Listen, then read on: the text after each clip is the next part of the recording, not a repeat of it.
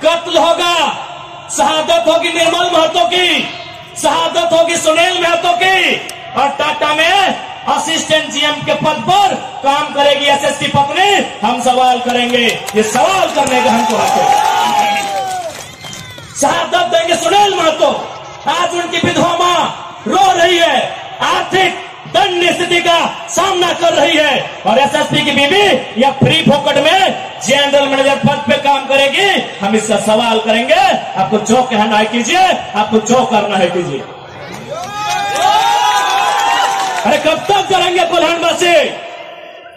कब तक करेंगे? कब तक इनकी गुलामी सहेंगे? अरे जिनके हमारे बाप दादाओं की जमीनों पर टाटा जमशेदपुर खड़ा है, हमारी बाप दादा की जमीन पे उसामा सिंह खड़ा है, हमारी बाप दादा की जमीन पे टिस्को खड़ा है। इस बात को जहन में याद रखिएगा कोल्हानवासियों। आज कोल्हांचल से ये टाइगर ये संदेश लेके आया है कि अब हमें डरने की नहीं, अरे मरना पड़े तो मर जाइए, लेकिन आने वाली पीढ़ी के भविष्य के लिए आज हमें इस लड़ाई को लड़ना होगा। मैं लोकतंत्र के चौथे स्तंभ के माध्यम से मैं सवाल करूंगा टाटा मैनेजमेंट से कि ललित दास कौन है?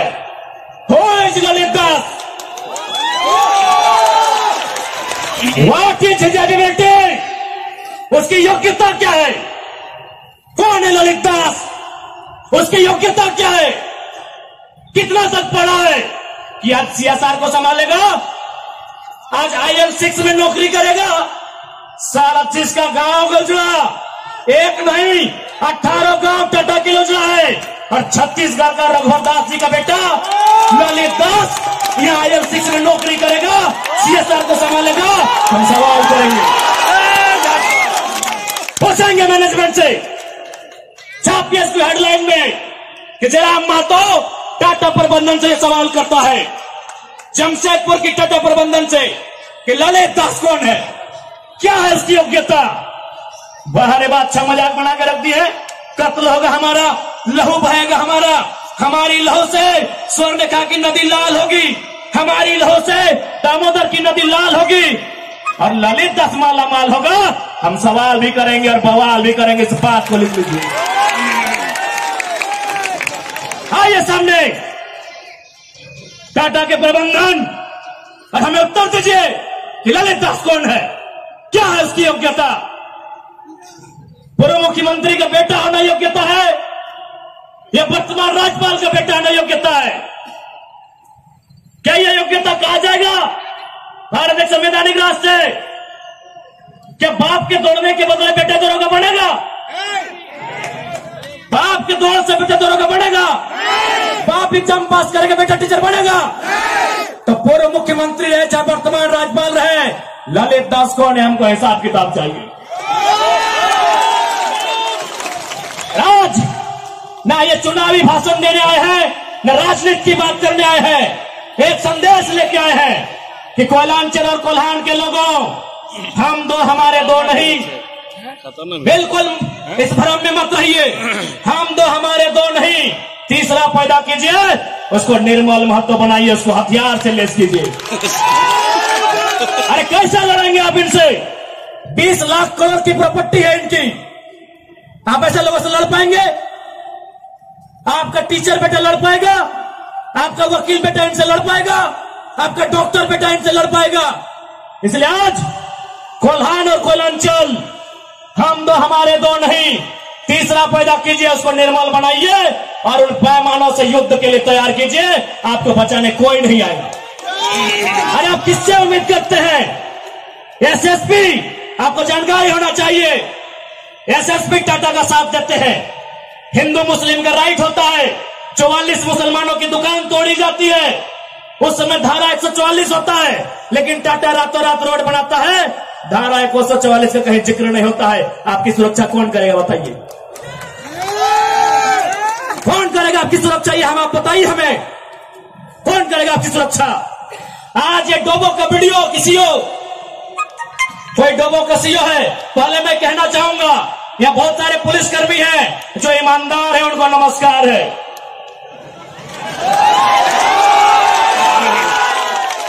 आईएएस रहे चाहे आईपीएस रहे, जो ईमानदार है उनको नमस्कार है। अगर कंपनी में भी ईमानदार लोग हैं तो ईमानदार है उनको नमस्कार है। लेकिन सुनने में आया है कि टोबो का सीईओ 20,000 रुपया प्रति एकड़ अपने बाप का जमीन मोटेशन करवाने के नाम पे मांगता है। ऐसे सीईओ को जो टोबो का सुनने में आया है उसको तो हम होने में लेकर डुबा दीजिए। इस बात को हम चिन्ह ठोक के कहेंगे। उसका बाप का जमीन है क्या? 20,000 नहीं, 20 पैसा नहीं मिलेगा, 20 पैसा नहीं मिलेगा। वीडियो का बाप का जमीन है, सीईओ का बाप का जमीन है क्या? लेकिन आपके बाप का दादा का यह जमीन है। ये 4,000 साल से हम यह खेती बाड़ी करते हैं, ये हमारा प्रमाण है। अरे अब तो दुनिया के वैज्ञानिक मान रहे हैं कि सबसे पहला इंसान सिंहभूम से निकला था। आप गर्व कीजिए अपने इतिहास पर, आप गर्व कीजिए अपने इतिहास पर।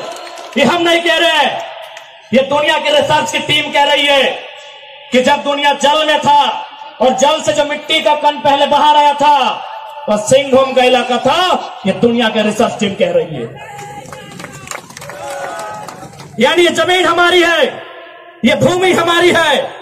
और आज यहां हम बेगाने बन के बैठे हैं, आज यहां हम दर बदर की ठोकरें खा रहे हैं। आज हमारे यहां कत्ल किया जा रहा है और एकदम साल दर साल किया जा रहा है। 77 में, 87 में, 97 में, 7 में एकदम कंटिन्यूली हमारा कत्ल किया जा रहा है। और आज हम हाथ धर के बैठे हैं।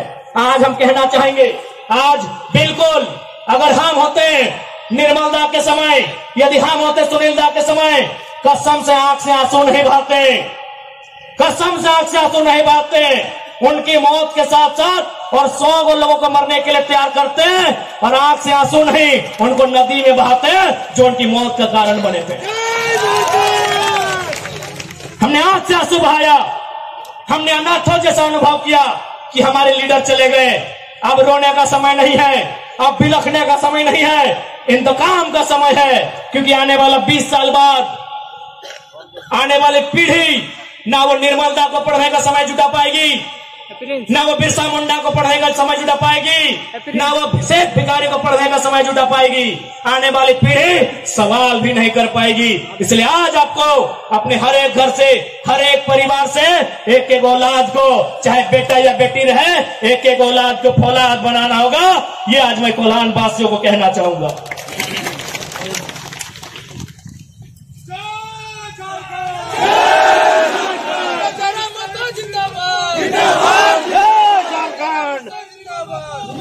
आज मैं एक सवाल करूंगा इस भीड़ से, मैं सवाल करूंगा टाटा नगरी में बसे बड़ी बड़ी इमारतों में बैठे लोगों से कि जब 1907 में टाटा की स्थापना हुई थी, मालिक कौन था?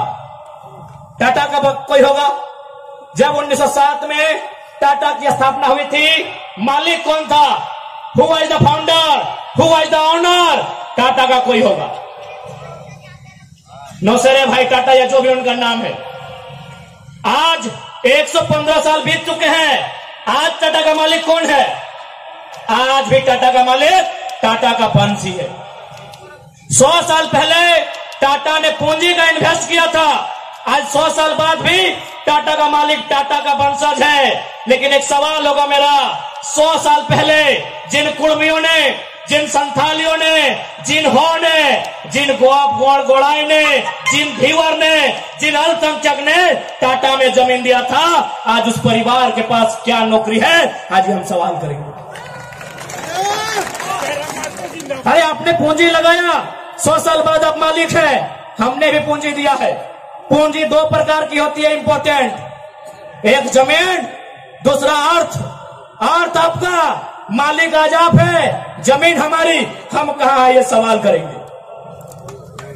ये कैसा देश है जो कहते हैं ये गांधी का देश है, ये किसानों का देश है?